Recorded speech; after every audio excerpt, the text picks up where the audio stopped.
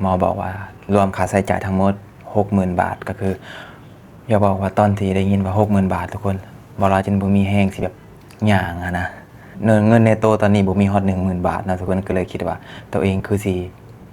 บ่ไหวเนาะทุกคนเรื่องค่าใช้จ่ายมันค่อนข้างที่จะสูงแฮงเนาะทุกคนในที่สุดเฮาก็ฮอดมื้อนี้เนาะเป็นมื้อที่เฮาบ่อยากให้มันมาฮอดเนาะทุกคนเนาะสุขสบายดีพี่น้องสุขุสุขคนเด้อเนาะพี่น้องเนาะสบายดีพี่น้องฝั่งลาวแล้วก็ฝั่งไทยเฮาสุขุสุขคนเนาะทุกคนเนาะก็คือมื้อนี้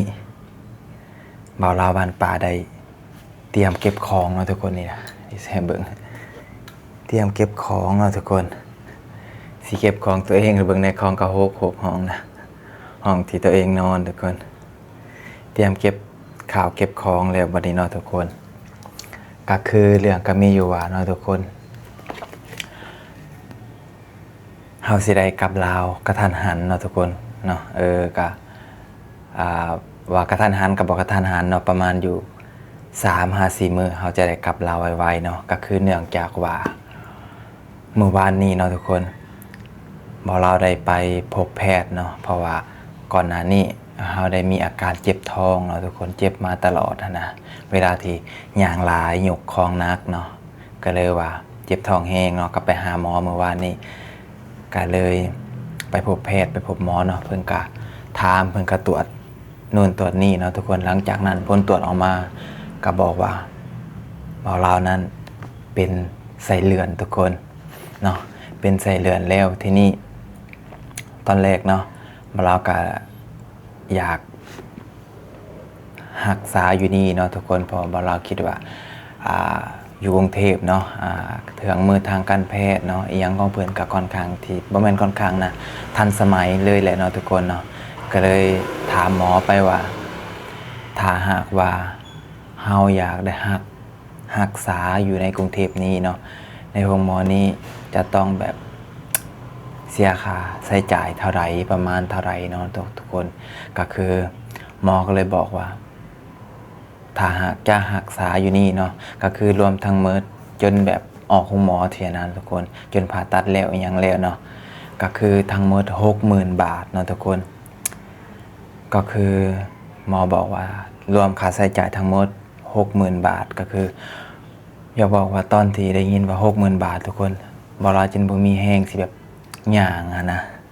จนบ่มีแฮงสิอันน่ะต่อเนาะพอดีหลังจากเพิ่นบอกแบบนี้นะว่าเราก็เลยคิดว่า 60,000 บาทเงินในโตตอนนี้บ่มีฮอด 10,000 บาทนะทุกคนก็เลยคิดว่าตัวเองคือสิบ่ไหวเนาะทุกคนเรื่องค่าใช้จ่ายมันค่อนข้างที่จะสูงแฮงเนาะทุกคนเฮาที่จะไปหาเงินแต่ไสไปจ่ายเพิ่นเนาะเพราะว่าอีกอย่างก็เฮาบ่มีหั้นนะทุกคนว่าตรงๆก็คือแบบบ่มีเงินฮอดสำนั้นสิจะไปจ่ายค่าผ่าตัดก็เลยว่าตัดสินใจเนาะบอกหมอเพิ่นว่าขอกลับมาคิดเบิ่งก่อนเนาะทุกคนเนาะที่จริงเฮาก็อยากผ่าตัดนำเพิ่นนั่นแหละเนาะอยากผ่าตัดอยู่นี่เนาะเพราะว่ามันคือสิบ่โดนเนาะทุกคนคือสิบ่โดนปานใดเลยก็แต่ว่าค่าใช้จ่ายมันค่อนข้างที่จะสูงเนาะก็เลยว่าปรึกษากับครอบครัวทางบ้านเพิ่นก็เลยว่าสิเอาเงินมาใช้ก็เลยว่าบ่มีเงินก็เลยต้องได้กลับบ้านก่อนเพราะว่าเนาะเพื่อไปบ้านเฮาอาจจะค่าใช้จ่ายอาจสิลดลงกว่านี้ก็อาจจะเป็นไปได้เนาะทุกคนเนาะเราก็เลยบอกหมอเพิ่นบอกว่าบ่พานัดคิวเนาะเพราะว่าเมื่อวานนี้เพิ่นบอกว่าถ้าจะผ่าตัดเพิ่นจะจองคิวหรือว่านัดคิวไว้ให้เนาะทุกคนอันนี้เฮาก็เลยแบบว่าบ่ทันได้จองคิวนะทุกคนก็เลยกลับมาคิดก่อนนะทุกคนเมื่อยนะทุกคนน้ำตาตกในค่าโรงพยาบาลเลยแหละนะทุกคนค่าใช้จ่ายมันก็สำหรับเฮานะมันก็ค่อนข้างที่จะสูงแต่สำหรับเพิ่นคนอื่นที่แบบมีก็คือสิบ่แพงปานใดเนาะทุกคนบ่เราคิดว่าตอนแรกถ้าประมาณ 30,000 ก็คือจะผ่าตัดอยู่ในกรุงเทพเนาะทุกคนแต่อันนี้มัน 60,000 เนาะก็คือแบบกำลังเฮาบ่ฮอดนะทุกคนเฮาคิดมาจากไซก็คือแบบบ่มีเลยนะครับก็เลยว่าตัดสินใจกลับมาบ้านเนาะทุกคนแล้วก็เลยว่ามาเตรียมข่าวของตัวนี้นะมาแลบเครื่องทุกคนแลบเครื่องใส่กระเป๋าก่อนตัวใดที่แบบมันพอสิแบบแลบไว้ก่อนสินะคิดฮอดทุกคนยังบ่อยากกลับเลยเนาะเพิ่งมาเฮ็ดงาน ในกรุงเทพเฮามาเดือน11เนาะทุกคนก็11 12 1 2 3 4 5 6 7ก็ประมาณ6เดือน7เดือนเนาะทุกคนเนาะประมาณนี้แหละยังบ่มีเงินฮอด 60,000 ทุกคนบ่จักสิหัวบ่จักสิหายพี่น้องสภาพตัวเองนี่แหละพี่น้องเอ้ยคนเฮาเนาะบ่ฮู้มือเจ็บบ่ฮู้มือเป็นพี่น้องพอเป็นมาแล้วก็จักเสียจังไดเฮาก็อกใจนะพี่น้องก็เลยว่าสอกคาโรงพยาบาลเลยทุกคนย่างออกมาแต่ห้องหมอจนบ่อยากได้พี่น้องเอ้ยสะเลอสะเลออกมาเนาะนี่ก็เล็บเสื้อผ้าทุกคนตัวใดที่แบบเฮาคิดว่าเฮาน่าจะบ่ได้ใส่เนาะเพราะว่าเฮาก็สิไปลาทางบ่อนเฮ็ดงานนำเนาะไปลาทางบ่อนเฮ็ดงานแต่ว่าตอนนี้ยังบ่ทันลาเพิ่นเถือเพราะว่าอีหยังมันก็ค่อนข้างที่จะแบบปุบปับไวสินะเฮาก็เลยแค่เก็บของไว้ซื่อๆ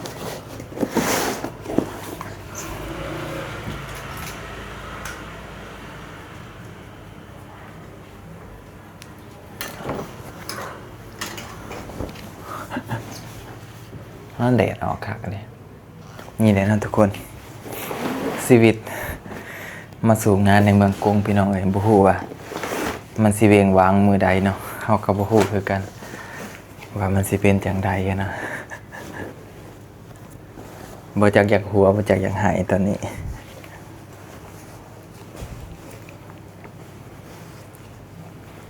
ที่จริงยังบ่อยากกลับทุกคนคิดว่าอยากหาเงินไปก่อนอยากหาเงินนะหาเงินเท่าที่พร้อมที่เฮายังมีแฮงเสียนะแต่ว่าห่างไกลเฮามันบ่ไหวนะก็เลยต้องได้กลับไปพักผ่อนก่อนทุกคน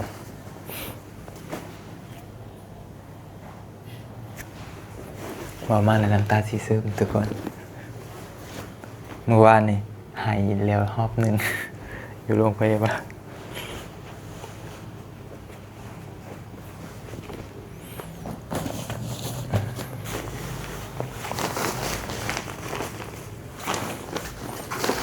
เงินทั้งตัวตอนนี้มี200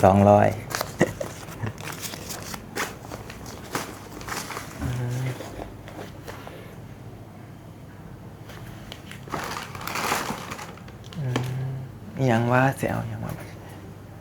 อันนี้น่าจะบริษัทอันนี้ก็น่าสิบริษัท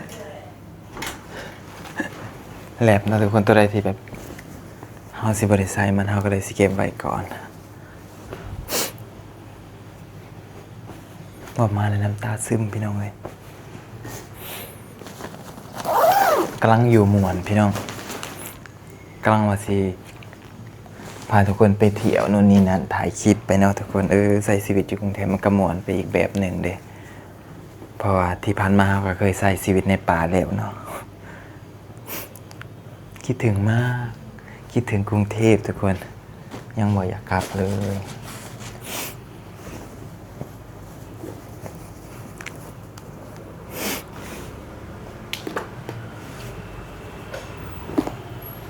เครื่องเพิ่นก็บ่หลายดอกทุกคน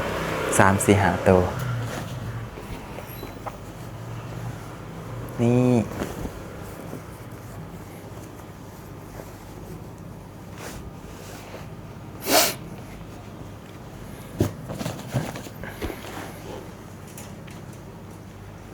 กางเกง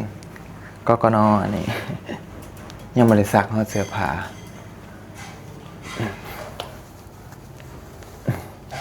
ห้องกะโฮกพี่น้องอยู่ผู้เดียวเลยขนาดอยู่ผู้เดียวยังหกไปพี่น้องคลิปนี้เราก็จะขอจบคลิปแล้วเด้อเนาะพี่น้องเนาะอย่างไรก็ฝากพี่ๆน้องๆมาเป็นกำลังแห่งใจให้กับบ่าวลาวเด้อเนาะพี่น้องเนาะให้ได้มีแห่งสู่ต่อไปเนาะทุกคนเนาะถึงว่าสิเป็นจังไรก็ถ้าหากว่าเฮากลับมาบ้านเนาะทุกคนเฮาดีห่างไกลเฮาแข็งแรงเฮาก็อยากกลับมาใหม่เนาะทุกคนเนาะพอคิดฮอดกรุงเทพทุกคนอยากอยู่กรุงเทพยังเที่ยวบ่ทั่วอยู่บ๊ายบายพบกันใหม่คลิปหน้าพี่น้อง